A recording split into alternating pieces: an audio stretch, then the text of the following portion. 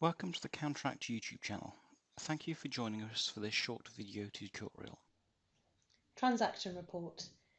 Screen inquiry and extract to Excel now show document analysis information. So whatever you've got set up as your document analysis will be available through the transaction report.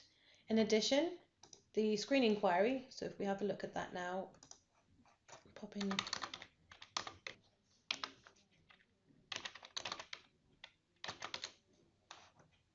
Okay.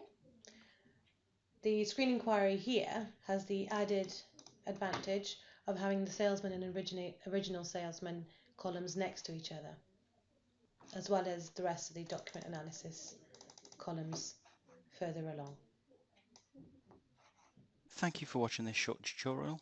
If you have any questions, please feel free to contact us on the information displayed on the screen for further assistance.